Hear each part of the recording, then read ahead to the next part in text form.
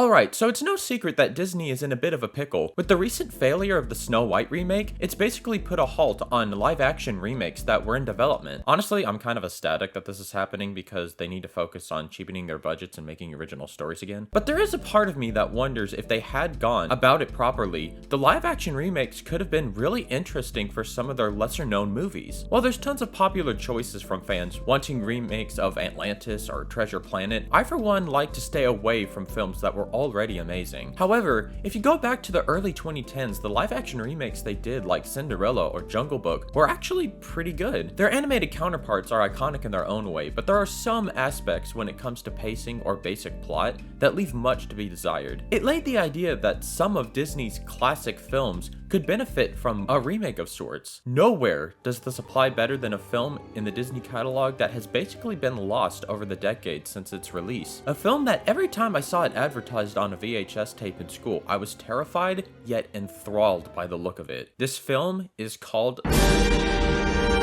I think this is not only the perfect candidate to receive a live-action remake, but it could also potentially save the company and their current predicaments. So why don't they? Well, the film has basically gained a reputation as not only one of the darkest films they've ever released, but also one of the most infamous due to its behind-the-scenes drama and the most complicated production in the company's history. Everyone pretty much hated it when it was released, and Disney has tried to hide it away, thinking it was an embarrassing stain on their legacy. But I don't think this should stop them from potentially trying to remake it. So here's why I think Disney's darkest film should be remade.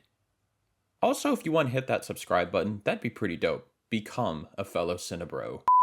It tells the story of a pig keeper who dreams of adventure and becoming a great warrior, until he's forced to go on a quest and find the location of the Black Cauldron, a device that, if found by the evil Horned King, could raise an army of the dead and rule the world. On his journey, he runs into generic love interest, annoying pointless side character, and this hairy thing that totally didn't inspire Andy Serkis as Gollum in Lord of the Rings. Prince, take poor starving Googie munchings and crunchings.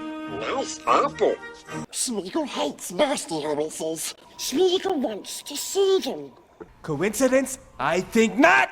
Yeah, just based on the setup, I'm pretty sure you can tell where this movie's going. It's the most bare-bones generic fantasy plot that's been done a trillion times before. But for me, this is just the beginning of the movie's problems. The first and most glaring issue is the characters. While these mythical archetypes of the inexperienced hero, evil wizard, or damsel-like princess have been used before in movies, they're able to work because they're given personalities outside of their basic functions in fantasy storytelling. The problem with the Black Cauldron is these characters are their archetype and nothing else. The main character, Taran, is a naive, inexperienced boy who wants to be a hero, and to be honest, rivals Anakin from the prequels with how whiny he is. Is this to be my life? Pampering a pig? I'm a warrior. I will be the most powerful Jedi ever. Dorban thinks I'd be afraid, but I wouldn't. It's all Obi-Wan's fault. He's holding me back. We do not care. The love interest, Princess Elanwi, might rank in the top spot for most generic Disney princess. Taran finds her wondering about the Horned King's lair, and she claims to be a princess. Of what, you may ask? Good question. I don't know. Apparently it's not important because she has no sense of urgency to get back there anytime soon. She's there to be the title of princess and a love interest. That's it. The comedic relief of the film, who the made these names? Serves no point to the story other than to be a clumsy idiot. The only character I think relatively lives up to the hype is the Horned King. While he doesn't have that much screen time, anytime he is on screen, the dude oozes aura, especially with the little synth theme he has anytime he walks into a room. The next biggest problem I have with the movie was kind of hard for me to pin down, but I think I finally figured it out. In fantasy, one of the most compelling aspects of the genre is the world the characters inhabit. What really helps is when we see a map of the land, showcasing the vast scale and populated areas of the world. Movies and shows that world build perfectly are something like Lord of the Rings or Game of Thrones. You always had a sense of where people were and the stakes if some evil forces were awakened. Watching the movie, I realized they never once showcased the size of this world or or show a map, so I never got an idea of how far or close certain locations were to each other. In addition, we're constantly told about this war going on with the Horned King, and if he gets this cauldron, it will end the world. But we never see any semblance of this war, as well as any consequences of it. Though the painted backgrounds are gorgeously detailed, the constant journey through woods and swamps without seeing any form of civilization makes the stakes feel very inconsequential, and the world as a whole feel very empty. Even when the Horned King unleashes the army of the dead towards the end of the movie, they just get green mist going across the valley, and that's it. To be honest, after all the hype I heard about how dark this movie was, there was so much goofy shit you gotta sit through before you get to the good stuff. I understand this is a kid's movie, but I think this clashing of tones has to do with Disney's handling of the production at the time, and to be honest, is something the studio still deals with till this day.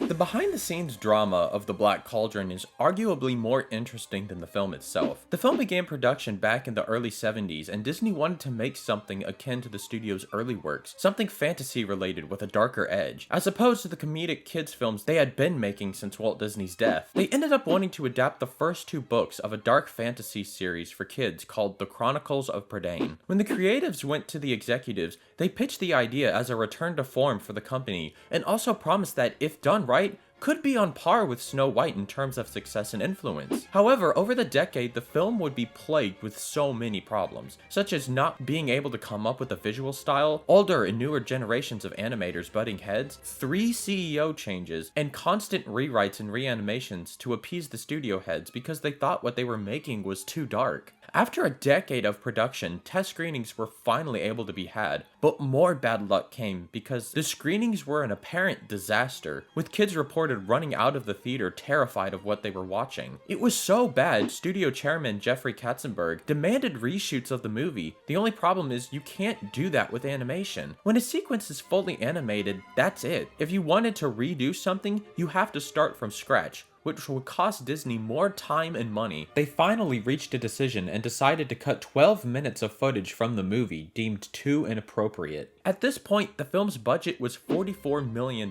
which at the time made it the most expensive animated film ever made. Finally, after years of delays and reshoots, the film was released into theaters in 1985. Not only was it a financial bomb, making barely half the budget back, but the critical and audience responses ranged from mixed to terrible. Due to this failure, Disney genuinely considered shutting down the animation studio altogether. It wasn't until 1989 and Disney released The Little Mermaid they became box office juggernauts again, ushering in the Disney Renaissance era. But as far as The Black Cauldron, it got lost in obscurity and became regarded as the film that almost killed Disney. It wasn't until the late 90s, with VHS sales, The Black Cauldron somewhat started to get a revival and has since gained a cult following. Now, with all this information, you're probably thinking, why the f do you want to remake this? As you can tell, I really didn't enjoy this movie, but I'd be lying if I said I didn't see why people love it. It's basically the same reasons as to why I love something like The Hunchback of Notre Dame. Both films, despite their flaws,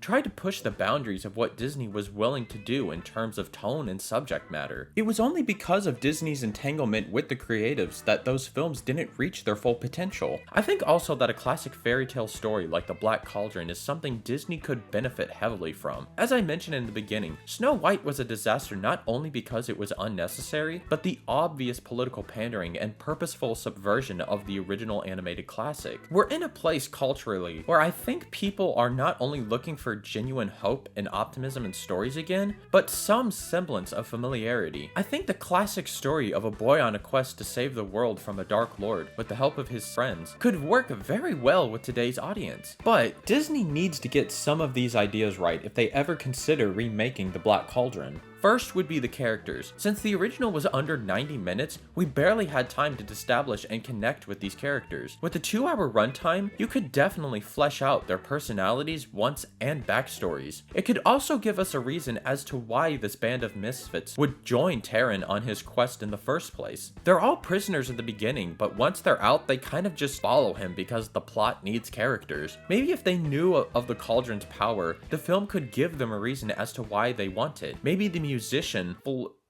I'm just calling him Flam. Flam could become a successful musician with its powers. Maybe the princess could help liberate her kingdom from the Horden King's control, and it would be through their connection to Tehran's good-willed nature to realize that, hey, maybe this thing should be destroyed. See? Basic themes and character arcs established right there. Additionally, instead of them wandering through desolate forests and swamps, have them go into a town or a neighboring kingdom at war with the Horn King. Actually showcase the consequences of the villain's terror and what could happen if they achieved ultimate power. And the final thing they could do to make this movie work is to lean into the dark 80s fantasy aesthetic. I've seen a lot of those AI generated videos of taking a movie or show, but making it 80s themed, and I'm thinking it could be aligned with that aesthetic. If you wanted a more modern appeal to it, I would suggest something like Robert Eggers' Nosferatu, a film dripping with gothic atmosphere. Wait, could you imagine if Robert Eggers agreed to make this movie? It'd basically be like Nosferatu meets Lord of the Rings, which sounds so badass the more I think about it. Since the original film was heavily edited to remove more graphic moments, the live action movie could lean fully into it, and instead of appealing to teenagers, go all the way. Just make a straight up gothic fantasy movie for adults. Maybe make it PG-13 to appeal to a larger crowd, but go as far as you could with frightening imagery. If they're concerned about how much it would cost to make this, Nosferatu was made on a budget of $50 million, and it looks like this. So yeah, Disney, that's chump change for you. Spend a little, take the risk. So yeah, I guess that's it. As I said, I'm personally glad Disney is deciding to move away from live action remakes, but there is still a part of me that would totally be down to see this film done justice. I know it might be a scary thought for them considering what happened last time, but just like it was in the mid 80s, Disney is in a serious financial and creative struggle. Who knows? Maybe the film that almost killed them could also become the film that saves them.